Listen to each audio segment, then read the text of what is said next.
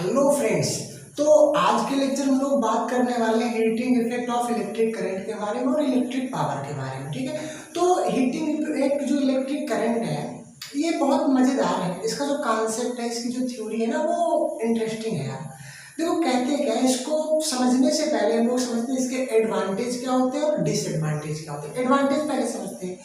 आपकी जो आयरन होती है जिससे आप कपड़े प्रेस करते हो, उसमें जो कॉइल होता है ना, उसको इतना ज़्यादा इलेक्ट्रिक करंट दिया जाता है, वो हीट हो जाती है। मतलब इलेक्ट्रिक करंट पाकर वो इतनी ज़्यादा हीट हो जाती है कि वो हीट एनर्जी में कन्वर्ट हो जाती है, तो आप इजीली कपड़े को प्रेस कर सकते हो, है ना। सेकंड पे आते हैं इलेक्ट्रिक बल्ब। हमने देखा होगा इलेक्ट्रिक बल्ब में क्या होता है कि आपका जो टंगस्टन का वायर होता है कुछ इस प्रकार से, ऐसे करके टंगस्टन का वायर होता है ना, ये इतना ज़्यादा हीट हो जाता है, ग्लो करने लगता है, और आपकी जो करंट होती है वो लाइट में कन्वर्ट हो जाती है। आप किसी भी ऑब्जेक्ट को इजीली देख पाते हो, है ना। अब बात करते हैं फ्यूज की।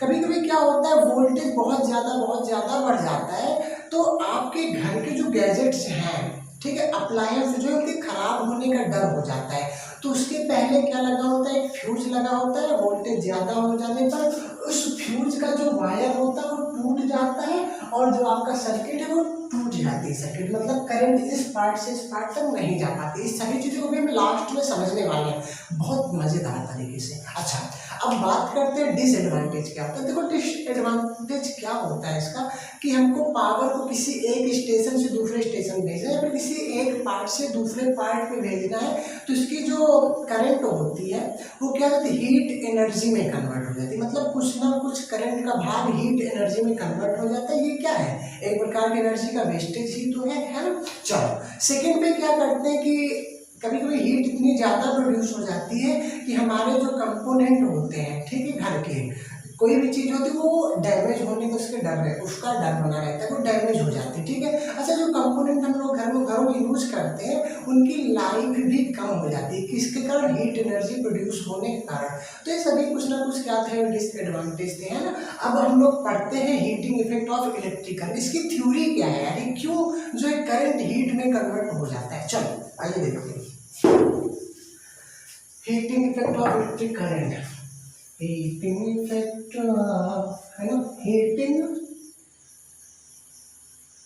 Effect of electric current.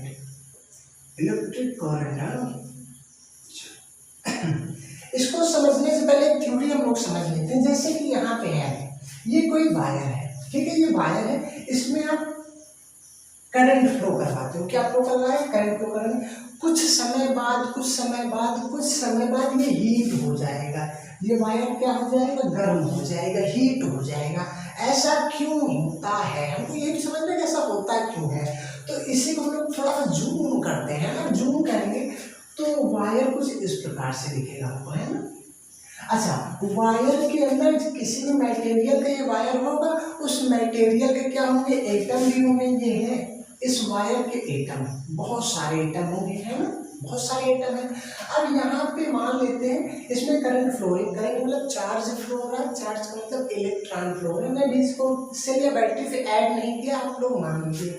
अब जब इलेक्ट्रॉन फ्लो होंगे, बहुत सारे इलेक्ट्रॉन होंगे, वो एटम से टकराएंगे, ऐसे करके टकराएंगे, टकराते रहेंगे। हमको पता है इलेक्ट्रॉन जब सेल से इसको ऐड किया जाएगा इस वायर को, तो इलेक्ट्रॉन में क्या हो जाएगी, काइनेटिक एनर्जी हो जाएगी, और टकराने के कारण इसकी काइनेटिक एनर्जी क्या हो जाएगी, कम हो जाएगी, और वही एनर्जी किसमें कन्वर्ट हो जाएगी, हीट में। हमको पता है कि आप हीट को, ठीक है, इसको हीट को ना तो नष्ट कर सकते हो, डिस्ट्रॉय नहीं कर सकते, और ना ही क्या कर सकते हो, उत्पन्न भी हम लोग नहीं कर सकते हैं। इसको हम ट्रांसफर कर सकते हैं, एक फॉर्म से दूसरे फॉर्म में क्या करते हैं, ट्रांसफर कर सकते हैं। ठीक है, तो वही चीज यहाँ पे है। ये इलेक्ट्रॉन था, इसको हमने सेल से ऐड किया, तो इसमें काइनेटिक एनर्जी हो गई, यहाँ पे टकराएगी, इसकी एनर्जी जो काइनेटिक एनर्जी उसमें कुछ ना कुछ कमी आएगी, और वही कमी किसके रूप में निकल जाएगी, हीट के रूप में। ऐसे करके आपको बहुत ज्यादा मात्रा में हीट उत्पन्न हो जाएगी। तो इसी को हम लोग बोलते हैं heating effect of electric current, किसी वायर में करंट फ्लो करवाने पर, किसी वायर में क्या फ्लो करवाने पर, करंट फ्लो करवाने पर वो वायर थोड़े समय बाद गर्म हो जाता है, हीट हो जाता है। इसी इफेक्ट को हम लोग बोलते हैं heating effect of electric current. ऐसा होता क्यों है? क्योंकि जिस मटेरियल का वायर बना हुआ है उसके क्या होते हैं, एटम से जब कोई इलेक्ट्रॉन टकराता है तो उसकी काइनेटिक एनर्जी वो हीट एनर्जी में कन्वर्ट हो जाती है। चलो बहुत अच्छे, इतनी बात समझ में है ना। अब बात करते हैं हम लोग, इसका कुछ ना कुछ फार्मूला होना चाहिए। क्या होना चाहिए? इसका फार्मूला होना चाहिए। चलो जैसे दो पॉइंट हम सपोज कर लेते हैं, पॉइंट ए है और एक पॉइंट क्या है, बी है। ठीक, पॉइंट ए हो गया, पॉइंट बी हो गया। हमको पता है कि कोई चार्ज है, पॉइंट ए से बी तक हमको चार्ज को ले जाना है। कुछ ना कुछ क्या करना पड़ेगा, पिछले लेक्चर में हमने समझा था, पोटेंशियल डिफरेंस में हमने समझा था कि चार्ज को एक पॉइंट से दूसरे पॉइंट पर ले जाने के लिए आपको वर्क करना पड़ेगा। क्या करना पड़ेगा? वर्क करना पड़ेगा। लेकिन वहां पे जो फार्मूला होता था पोटेंशियल डिफरेंस का, V इक्वल में W अपान में कितना, Q, हमको उस वर्क को निकालना है। चार्ज को एक जगह से दूसरे जगह पे ले जाने के लिए जितना वर्क करना पड़े उसको फाइंड करना है। तो यहाँ से W है ना इज इक्वल टू हो जाएगा V इंटू कितना हो जाएगा Q। अब यही जो वर्क होगा ये एनर्जी में हो जाएगा। जो वर्क है इसी को हम लोग एनर्जी बोलते हैं। क्या बोलेंगे? वो एनर्जी में कन्वर्ट हो जाएगा और यही एनर्जी हीट एनर्जी में कन्वर्ट होगी। किसमें हो जाएगी? हीट एनर्जी में।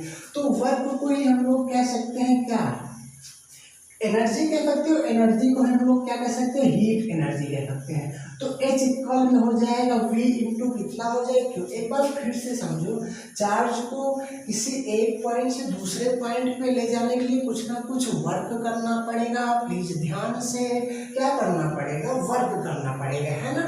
तो यहाँ पे पोटेंशियल डिफरेंस का फार्मूला होता है V is equal to W work done upon में चार्ज होता है W अपान Q। जब हमको वर्क निकालना है तो W equal V into Q। जितना वर्क करना पड़ेगा उतनी एनर्जी मिलेगी, मतलब वर्क जो है वो एनर्जी इक्वल हो जाएगा और यही एनर्जी हीट एनर्जी में कन्वर्ट होगी। तो हीट एनर्जी जो हो जाएगा H equal V into Q हो गया। अच्छा, हमको V देखने में अच्छा नहीं लग रहा है या फिर आपको Q देखने में अच्छा नहीं लग रहा है, इस फार्मूले को हम लोग V और I के रूप में टर्न करते हैं। ठीक है, चेंज करते हैं। तो आप लिख दो इन टर्म्स ऑफ, पहली कंडीशन है इन terms of V and I। V and I, हमको V और I के रूप में हीट एनर्जी का फार्मूला चाहिए। चलो ठीक है, अब इसके लिए आपको पता है, हमको पता है लोगों की I इज इक्वल टू कितना होता है, Q बाई T होता है। हमने करंट वाले फार्मूले में पढ़ा, डेफिनेशन में पढ़ा था I is equal to Q by T। तो यहाँ से Q इज इक्वल टू आ जाएगा I इंटू टी, स्मॉल या कैपिटल कुछ भी आप ले लो। चलो I इंटू कितना हो गया, T हो गया, यहाँ पे रखो आप। H is equal to V है, V को हम वैसे ही छाप देंगे, है ना। Q की जगह हम कितना रखेंगे, I into T, I into T. तो ये हमारा V और I के रूप में क्या आ गया, हीट एनर्जी आ गई, हीट आ गई। H is equal to V into I into कितना हो गया, T हो गया। अगर आपके न्यूमेरिकल में पोटेंशियल डिफरेंस दिया गया है, करंट दिया गया है, टाइम दिया गया है, आप इस फार्मूले का यूज करके हीट एनर्जी फाइंड कर सकते हो। चलो ठीक है, यहाँ पे तो अब हमको मान लीजिए V नहीं अच्छा लग रहा है, V हमको हटाना है। क्या हटाना है? V हटाना है। तो V हटाने के लिए हम लोग क्या कर सकते हैं, दूसरा कोई देखते हैं तरीका। ठीक है, इन टर्म्स ऑफ V नहीं चाहिए, किसके रूप में चाहिए, I एंड R के रूप में चाहिए, I एंड R के रूप में चाहिए। ठीक है, I और R के रूप में चाहिए। तो यहाँ पे आ जाओ आप, H इज इक्वल टू, हमको पता है, क्या पता है आपको, V इज इक्वल टू कितना होता है, I इंटू R होता है। कौन से लॉ के हिसाब से, ओम्स लॉ के हिसाब से ना। H is equal to V की जगह कितना रखेंगे, I into R, I into R। V की वैल्यू होगी साथ में क्या है, IT। बहुत अच्छे हैं ना इतनी बात, अगर आप समझ ले लो तो I into I square RT। तो ये हमारा दूसरा फार्मूला हो गया। क्या हो गया, दूसरा फार्मूला हो गया। ठीक है, अब बस इतना ही formula, H equal to V into Q होता है, H equal to V into I into T होता है, H equal to I square RT होता है। तीसरा देखते हैं किसके रूप में होता है। तीसरा, मान लो आपको R को हटाना है, R हमको न्यूमेरिकल में नहीं दिया गया है, तो कैसे करेंगे हम। ठीक है, इन टर्म्स ऑफ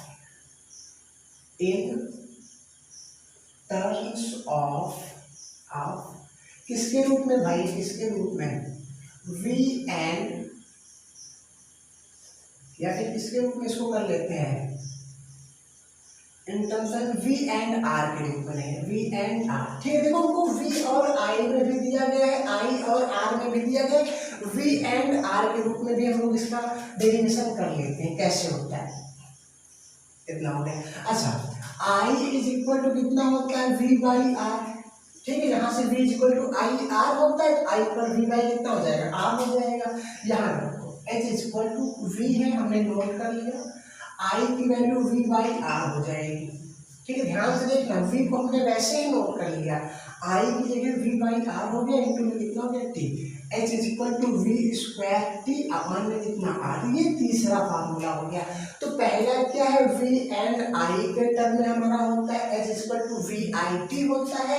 दूसरा क्या होता है, i एंड r के टर्म में i स्क्वायर आर टी होता है। थर्ड क्या होता है, v स्क्वायर टी बाई कितना होता है, r होता है। ठीक है, बात इतनी, किसकी बात करें हम लोग, हीट एनर्जी की। चलो अब इसकी यूनिट क्या होती है, यूनिट होती है जूल। कितनी होती है, क्या होती है, जूल। ये जो वैल्यू आएगी किसमें आएगी, जूल में आएगी। आपको कैलोरी में कन्वर्ट करना है, जूल को कैलोरी में कन्वर्ट करना है, तो आप 4.18 से डिवाइड कर देना। इतनी बातें हो गई, चलो समझ में आया, मिटा देना इसको। Heating effect of electric current, तो हम इतनी चीजें मिटा रहे हैं।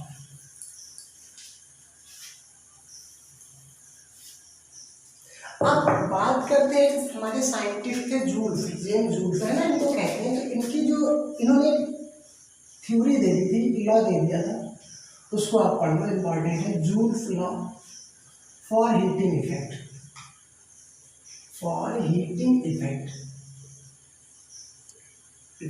तो जूल्स का क्या रहा था, इस फार्मूले से उन्होंने एक ला दिया कि जो आपकी हीट एनर्जी होती है वो किसके प्रोपोर्शनल होती है। ठीक, जो हीट एनर्जी जनरेट होती है ना, करंट फ्लो होने पे हमारी कौन सी एनर्जी जनरेट होगी, हीट एनर्जी जनरेट होगी। ये किसके प्रोपोर्शनल होता है, square of current, square of current है ना, करंट आप कह सकते हो आई स्क्वायर के प्रोपोर्शनल होती है। चलो ठीक है, किसके प्रोपोर्शनल होगी, और एच जो है दूसरे में रेजिस्टेंस के है ना, रेजिस्टेंस के क्या हो जाएगी, प्रोपोर्शनल हो जाएगी, डायरेक्टली प्रोपोर्शनल हो जाएगी। और थर्ड में क्या होता है, टाइम। यही क्या होता है, यही होता है जूल्स लॉ होता है। क्या होता है कि जो आपकी हीट एनर्जी जनरेट हो रही है वो करंट के स्क्वायर के प्रोपोर्शनल होगी, रेजिस्टेंस के और टाइम के प्रोपोर्शनल होगी। आप इसको लिख लेना, हम लिख रहे हैं H is equal to I square into में क्या हो जाएगा, आर हो जाएगा। चलो इतनी बातें होगी, समझ में आया है ना। इसकी यूनिट आप ध्यान देना, इसकी यूनिट होती है जूल। ठीक है, कैलोरी में चेंज करना तो 4.18 से आप डिवाइड करके कैलोरी में चेंज कर सकते हो। अब हम लोग पढ़ते हैं, अच्छा एक चीज यहाँ पे और समझ लो, यहाँ पे समझने वाली बात ये है, हमारा फार्मूला है जूल्स लॉ रिगार्डिंग आई स्क्वायर आर टी। ठीक है, अब किसी भी अप्लायंस में, ठीक, किसी भी गैजेट में अगर हीट एनर्जी ज़्यादा प्रोड्यूस करनी, ज़्यादा जनरेट करनी है, अगर हीट ज़्यादा जनरेट करनी है तो आपको रेजिस्टेंस हाई करना पड़ेगा। रेजिस्टेंस ज़्यादा होने पर हीट एनर्जी क्या हो जाएगी, ज़्यादा प्रोड्यूस होगी। ठीक है, आयरन का जो प्रोसीजर है, जो प्रिंसिपल है, वो इसी थ्योरी पे वर्क करता है। ठीक है, जिससे हम लोग कपड़े प्रेस करते हैं, रेजिस्टेंस ज़्यादा होने पर हीट क्या हो जाएगा, ज़्यादा हो जाएगा। ठीक है, करंट ज़्यादा होने, आप करंट बढ़ा दोगे ना तो उसका जो है स्क्वायर टाइम में क्या हो जाएगा, हीट एनर्जी प्रोड्यूस हो जाएगी। टाइम बढ़ाने पर तो हीट एनर्जी प्रोड्यूस होगी। तो आपको ध्यान क्या देना है, रेजिस्टेंस ज़्यादा करने पे हीट एनर्जी हमको ज़्यादा से ज़्यादा मिलेगी। चलो इतनी बातें हो गई। अब बात करते हैं इलेक्ट्रिक पावर की, इसकी बात करते हैं इलेक्ट्रिक पावर की, है ना। इलेक्ट्रिक पावर है ना, इलेक्ट्रिक पावर ये क्या होता है यार, P is equal to W by T, W by T. ठीक है, अब इस थ्योरी को समझने के लिए हम लोग एक चीज और समझते हैं। ठीक है, आप लिख सकते हैं वर्क डन, इसकी definition work done per unit time, upon में जो भी हो उसको यूनिट सपोज कर लिया, तो unit time, work done per unit time. ठीक है, एक सेकंड में जितना वर्क हम लोग कर पाएंगे वही हमारा पावर कहलाएगा। ठीक है, चलो इतनी बातें हो गई। इसको हम लोग थोड़ा सा थ्योरेटिकली समझते हैं, जैसे कि दो वर्कर हैं, ठीक है, ये दो वर्कर हैं बेचारे, एक ये है वर्कर ए और यहाँ पे एक ये है वर्कर बी, इसका नाम हमने कर दिया कितना बी, ठीक है। दोनों को 5 किलोमीटर जाना है, कितना जाना है 5 किलोमीटर जाना है। तो ये वर्कर ए जो है ये 5 किलोमीटर की डिस्टेंस, ध्यान से समझना है आपको, वर्कर ए जो है ये 5 किलोमीटर की डिस्टेंस हम सपोज कर लेते हैं 20 मिनट में कवर करता है, कितने मिनट में 20 मिनट में। और वर्कर जो बी है ना ये 5 किलोमीटर की डिस्टेंस जो है, ठीक है, कितने टाइम में कर रहा है कि मान के चलते हैं 30 मिनट में, कितने में 30 मिनट, ठीक है। तो कौन ज्यादा वर्क कर रहा है, या फिर कोई आदमी है ये सेम का सेम जो है, जितना आपका ऊपर इसका जो बर्डन है जितना लिए हुए हैं वो 5 किलोमीटर 20 मिनट में आता है, ये 5 किलोमीटर कितना 30 मिनट में। तो कौन ज्यादा तेज वर्क कर रहा है, ठीक, एक समझने का तरीका आपको बता रहे हैं, इसका वर्क ज्यादा होगा, क्यों, क्योंकि इसका टाइम क्या है कम। यहाँ पे देखो टाइम कम होने पर पावर ज्यादा हो जाएगी, पावर ये ज्यादा पावरफुल है, समझ रहे हो नहीं, ये ज्यादा पावरफुल है। देखो वर्क तो सेम कर रहे हैं, काम तो 5 किलोमीटर जाने का ही हो रहा है, ठीक है, वर्क सेम है दोनों में, लेकिन कौन ज्यादा पावरफुल है, बात हम लोग पावर की कर रहे हैं। तो टाइम कम होने पर पावर क्या हो जाएगा, ज्यादा हो जाएगी। ये 20 मिनट में 5 किलोमीटर डिस्टेंस कवर कर रहा है और ये 30 मिनट में 5 किलोमीटर डिस्टेंस कवर कर रहा है। तो आप कह सकते हो जो वर्कर ए है ना ये ज्यादा पावरफुल है, इसके अंदर जो है एनर्जी क्या है बहुत ज्यादा है, ठीक है। तो आप ऐसे समझ सकते हैं, एक समझने का तरीका था, है ना। चलो, तो टाइम कम होने पर आपकी जो पावर होती है वो क्या होती है, ज्यादा होती है, डिफिनीशन क्या हो जाएगा, work done per unit time. चलो हमको निकालना क्या है, पी निकालना है, डब्ल्यू को आप एच लिख सकते हो, हमने बताया था, ठीक है। तो आपका फार्मूला आया था यहाँ पर, if W is equal to H equal to, हमारा पहला फार्मूला आया था V I T, then P का जो फार्मूला हो जाएगा वी आई टी अपान में टी, टी से टी कट गया, P is equal to V into I आ गया, ठीक है, पहला फार्मूला हो गया। समझना आपको क्या है, आप जो H है वो W के इक्वल होता है, हमने पहले बताया W का फार्मूला होता है वी आई टी, यहाँ पे आप पुट करते हो वी आई टी से T cancel, P is equal to V into I. इस फार्मूले का यूज बहुत होता है न्यूमेरिकल्स में। सेकेंड क्या होता है, अगर एक दूसरा फार्मूला क्या आया था भाई, आई स्क्वायर आर टी, ठीक, डब्ल्यू इक्वल में कितना हो जाए आई स्क्वायर आर टी, तब पी का फार्मूला क्या होगा, ठीक है, पी इक्वल टू हो जाएगा आई स्क्वायर इंटू में आर टी अपान में कितना हो जाएगा, टी से टी कैंसिल हो जाएगा, P equal to I square into में कितना हो गया आर हो गया। ये दूसरा फार्मूला हो गया, है ना। ये किसके टर्म में है, वोल्टेज और करंट के टर्म में है, और ये किसमें है, करंट और रेजिस्टेंस के टर्म में है। अच्छा, थर्ड फार्मूला क्या आया था, F W equal to V square और क्या था टी अपान में कितना था आर था, V square T by R था। देन पी इक्वल में कितना हो जाएगा V square T by R upon में कितना है टी है, टी से T cancel, P equal to आ जाएगा वी स्क्वायर अपान में आर। तो ये पावर के 3 फार्मूले होते हैं, आप इन सभी का यूज कर सकते हो, ठीक, कोई रोक टोक नहीं, चाहे जिसका यूज करो, लेकिन ध्यान ये देना कि आपको न्यूमेरिकल्स में गिवन क्या है, क्या क्या दिया गया है। P is equal to V into I, P is equal to I square into में R, P is equal to V square upon में कितना होता है आर होता है। चलो बात करते हैं, अब बात करते हैं इसकी एसआई यूनिट क्या होती है, पावर की एसआई यूनिट क्या होती है। तो इसकी जो एसआई यूनिट होती है ना वो होती है वाट, क्या होती है वाट होती है। अब इसकी जगह कुछ बड़ी बड़ी यूनिट भी यूज होती है, कुछ छोटी यूनिट भी यूज होती है। अब जैसे हम लोग बात करते हैं 1 किलोवाट की, 1 किलोवाट का मतलब होता है 1000 वाट, कितना होता है 1000 वाट। कभी कभी जो है 1 हार्स पावर की बात होती है, इसका मतलब होता है 746 वाट, 746 वाट, है ना। 1 किलो वाट का मतलब होता है 1000 वाट, कभी कभी हार्स पावर एचपी का यूज होता है, इसका मतलब होता है 746 वाट, ठीक है। अच्छा चलो इतनी बात होगी। अब इलेक्ट्रिक एनर्जी को जो जिस इंस्ट्रूमेंट से मेजर किया जाता है, इसकी जो इलेक्ट्रिक एनर्जी की जो यूनिट होती है वो क्या होती है, लोग इसकी बात करते हैं।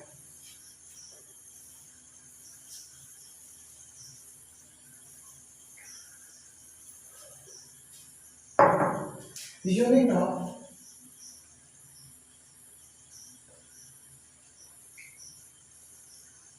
Measure of electric energy, electric energy कह सकते हो।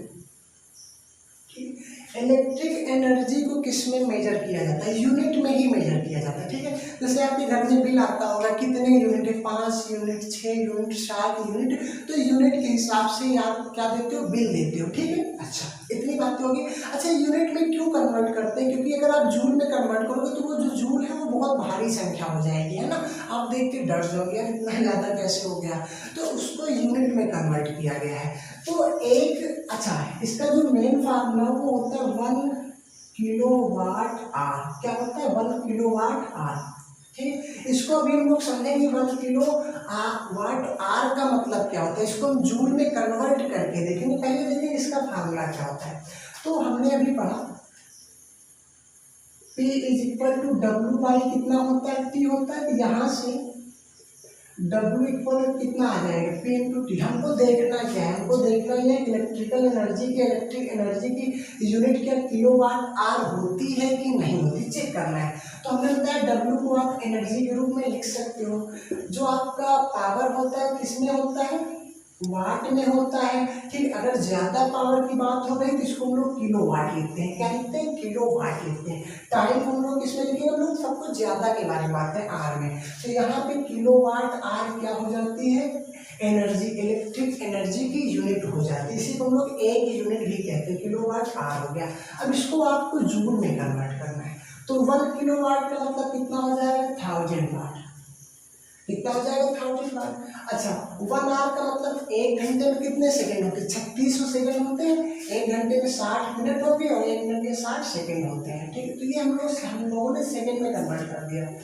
तो 6 × 6 36, 1 2 3 4 5, 10 की पावर कितना हो जाएगा, 5 वाट इंटू में कितना, सेकंड, वाट इंटू में कितना, सेकंड। चलो इसी को आप अच्छे से लिख लो, 3.6 × 10⁶ वाट इंटू सेकंड को आप लोग जूल कहते हो। क्या आप लोग कहते हैं, जूल कहते हैं। ये किसके इक्वल होता है, 1 किलोवाट आर के इक्वल होता है। तो आपके उसमें सॉरी ऑब्जेक्टिव क्वेश्चन में कभी कभी दे देता है कि 1 किलोवाट आर किसके इक्वल होगा, या फिर जूल में कन्वर्ट करो। 3.6 × 10⁶ जूल होता है। बात क्लियर हुई। चलो अब हम लोग इसको मिटा रहे हैं, मिटा दो चलो अब बात करते हैं इनके कुछ एप्लीकेशंस के बारे में। हीटिंग इफेक्ट के एप्लीकेशन से हम लोग क्या क्या चीजें बना सकते हैं। हमने आपको स्टार्टिंग में बताया था कि इलेक्ट्रिक बल्ब जो, इलेक्ट्रिक बल्ब, ठीक है। इलेक्ट्रिक बल्ब जो है कैसे वर्क करता है, हमको यही चीज समझना है। तो हम लोग बल्ब बना लेते हैं। मेरी आर्ट ज़्यादा अच्छी है नहीं, देखो अच्छा बनता है कि नहीं। ये हो गया, आप ऐसे कर लो, है ना। इसको छोटा कर लेते हैं थोड़ा सा, ऐसे। चलो सपोज करिए अच्छी बल्ब बन गई, है ना। यहाँ से ऐसे कर दो, ऐसे कर दो। यहाँ पे क्या होता है, फिलामेंट होता है। ध्यान से देखो, क्या होता है, फिलामेंट होता है, ठीक। ये जो फिलामेंट होता है किसका होता है, फिलामेंट है किसका होता है, टंगस्टन का होता है। किसका होता है, टंगस्टन का, ठीक है। अब यहाँ पे ये फिलामेंट यूज होता है, इसके जो मेल्टिंग पॉइंट है, ध्यान से समझना पूरी थ्योरी। मेल्टिंग पॉइंट बहुत हाई होता है। क्या होता है इसमें, अगर आप करते हैं इसका मेल्टिंग पॉइंट अगर लो होगा तो करंट जाने पर, ठीक है, इसमें करंट जाने पे क्या होगा, मेल्ट कर जाएगा, पिघल जाएगी, टूट जाएगा। और टूट जाने पे हमारा जो लाइट है वो क्या हो जाएगा, उसको लाइट नहीं मिलेगी। तो इसका मेल्टिंग पॉइंट इतना ज़्यादा कर दिया जाता है, इसमें करंट जाएगा और इतनी ज़्यादा इसकी जो करंट है वो हीट एनर्जी में कन्वर्ट हो जाएगी। इतना ज़्यादा हीट एनर्जी में कन्वर्ट होगा कि ये जो बल्ब है ना, ये ग्लो करने लगेगा। क्या करने लगेगा, ग्लो करने लगेगा। किसकी वजह से, हीटिंग इफेक्ट की वजह से। जो आपका इलेक्ट्रिक करंट था वो हीट एनर्जी में कन्वर्ट हो गया, जिसके कारण ये टंगस्टन का फिलामेंट क्या हो गया, ग्लो करने लगा, ठीक, आपकी बल्ब जलने लगी। अच्छा, अब बात करते हैं यहाँ पे इसका जो मेल्टिंग पॉइंट होता है वो कितना होता है, 3380 डिग्री सेल्सियस, 3380 डिग्री सेल्सियस इसका मेल्टिंग पॉइंट होता है। जब इतना टेम्परेचर होगा तभी ये जो टंगस्टन है आपका मेल्ट करेगा, अदरवाइज नहीं करेगा। इसके पहले आपका बल्ब क्या होने लगेगा, ग्लो करने लगेगा, ठीक है। तो ये कुछ थ्योरी थी किसकी, इलेक्ट्रिक बल्ब की। अब हम लोग बात करते हैं इलेक्ट्रिक आयरन की, इलेक्ट्रिक आयरन, ठीक है, इलेक्ट्रिक आयरन। इसमें भी क्या होता है, जैसे ये हमारा कुछ है इलेक्ट्रिक आयरन, ठीक है, इसके ऊपर हम लोग क्या करते हैं, क्वाइल कर देते हैं, क्या करते हैं, जो आपका वायर होता है उसको क्वाइल रूप में कन्वर्ट कर देते हैं, कुछ ऐसे ऐसे करके, है ना, ऐसे करके कुछ कन्वर्ट कर दिया जाता है। अब जब यहाँ पे करंट जाएगा, करंट जाएगा तो इसका रेजिस्टेंस बहुत ज्यादा होता है, रेजिस्टेंस बहुत ज्यादा हो जाने के कारण, हमने फार्मूला भी पढ़ा था I2RT, इसका रेजिस्टेंस बहुत ज़्यादा होने के कारण इसमें जो हीट एनर्जी वो बहुत ज़्यादा प्रोड्यूस होगी, और ये जो वायर है क्या होता है, बहुत ज़्यादा हीट एनर्जी प्रोड्यूस करता है, जिसकी वजह फिर ये जो एलॉय होता है, यहाँ पे हम लोग जो मटेरियल यूज करते हैं वो एलॉय होता है। क्यों एलॉय होता है, देखो अगर एलॉय ना हो, कोई मेटल हो, तो यहाँ पे हीट प्रोड्यूस होने के साथ साथ ही, ठीक, जैसे हमारा आयरन है, हम यहाँ पे टच करते हैं, ठीक, इधर टच करेंगे तो यहाँ पे हीट तो हमको लगेगा ही, कुछ ना कुछ गर्म तो हमको महसूस होगा ही, इसके साथ ही साथ हमको करंट का झटका भी लगेगा। कब, अगर हम लोग कोई मेटल यूज करें तो। इसलिए आपको करंट ना लगे तो इसके अंदर जिसकी कोटिंग कर दी जाती है वो एक एलॉय होता है, माइका। क्या होता है, माइका होता है, ठीक है। माइका क्या होता है, ये हीट के लिए तो गुड कंडक्टर होता है, गुड कंडक्टर होता है, हीट के लिए गुड कंडक्टर होता है, लेकिन ये बैड कंडक्टर होता है करंट के लिए, इसके लिए, करंट के लिए, ठीक। जो माइका इसमें यूज किया जाता है जिससे आपको करंट ना लगे, वो हीट के लिए गुड कंडक्टर होता है, मतलब हीट जो है ऊपर से आपके नीचे सतह पर आ जाएगी, लेकिन करंट जो है वो ट्रांसफर नहीं होगा, तो आपको इलेक्ट्रिक शॉक नहीं लगेगा। तो होता क्या है, इसका रेजिस्टेंस बहुत ज़्यादा होता है, इसमें करंट फ्लो होने पर जो करंट होता है वो हीट एनर्जी में कन्वर्ट हो जाता है, और इतना ज़्यादा हीट एनर्जी निकलती है कि जो आपका एलॉय है बहुत गर्म हो जाता है और हीट जो है ट्रांसफर होने लगती है। चलो अब बात करते हैं तो फ्यूज की, किसकी बात करते हैं, फ्यूज की।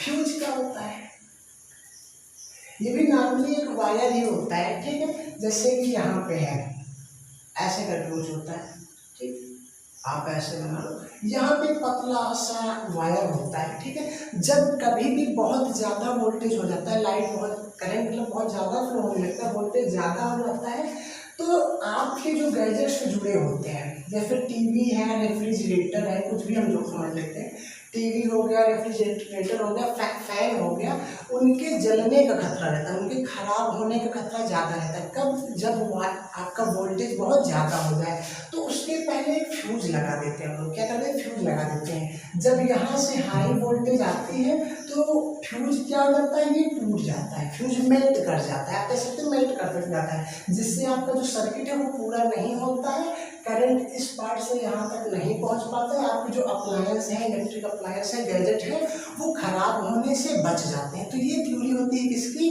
फ्यूज की। फ्यूज का वर्क क्या होता है, इसका जो मेल्टिंग पॉइंट होता है बहुत लो होता है, लो मेल्टिंग पॉइंट होता है, लो मेल्टिंग पॉइंट, ठीक है। तो जितना इस टीवी को वोल्टेज चाहिए उतना ये एब्जॉर्ब कर लेगा, ठीक, उतना तो ये सहन कर लेगा, लेकिन उससे ज़्यादा वोल्टेज होने पर क्या हो जाएगा, ये मेल्ट कर जाएगा, जिससे आपका सर्किट टूट जाएगा और करंट जो है इधर से इस तरफ नहीं आ पाएगी। तो आप जितने भी गैजेट यूज कर रहे हो वो सेफ बच जाएंगे, उन टाइम तो चलेगा नहीं, लेकिन वो खराब होने से बच जाएंगे। तो किसका काम होता है, इलेक्ट्रिक फ्यूज का काम होता है। तो बस ये जो है थ्योरी थी किसकी, heating effect of electric current की। अब हम लोग कुछ न्यूमेरिकल को सॉल्व करने वाले हैं, चलो और शुरू करते हैं।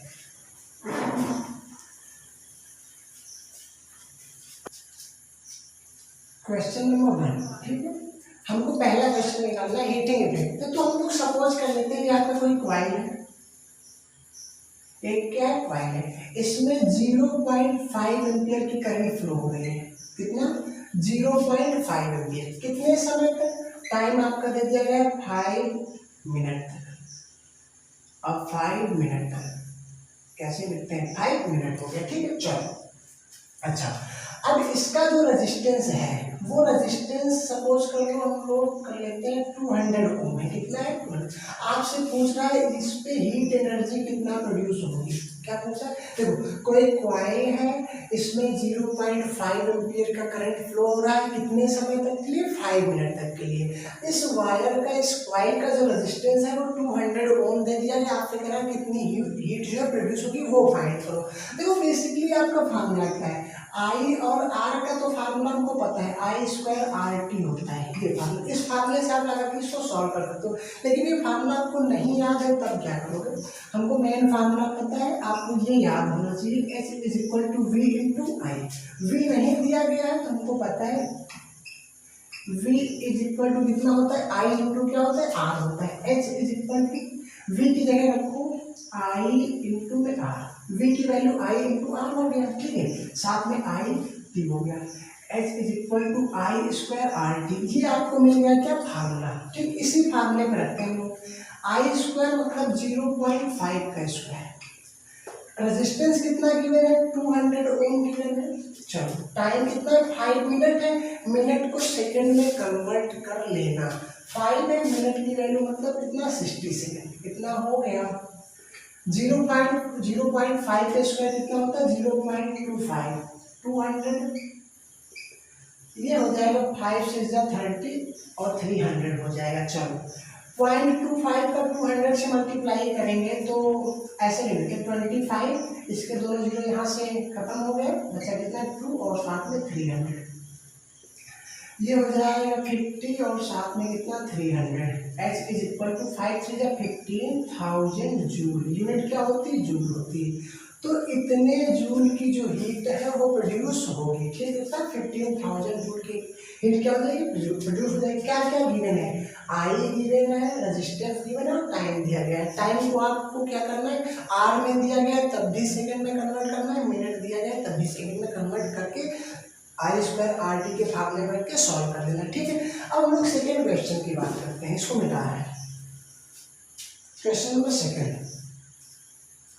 ये सेकेंड क्वेश्चन है, an electric heater having resistance 5 ओम, कोई आपका इलेक्ट्रिक हीटर है जिसका रेजिस्टेंस 5 ओम है, रेजिस्टेंस मतलब आर की वैल्यू कितना गिवन है आपको 5 ओम, ठीक है, is connected to electric source, किसी इलेक्ट्रिक सोर्स से उसको जोड़ दिया गया है जिससे वहां पे करंट आती है।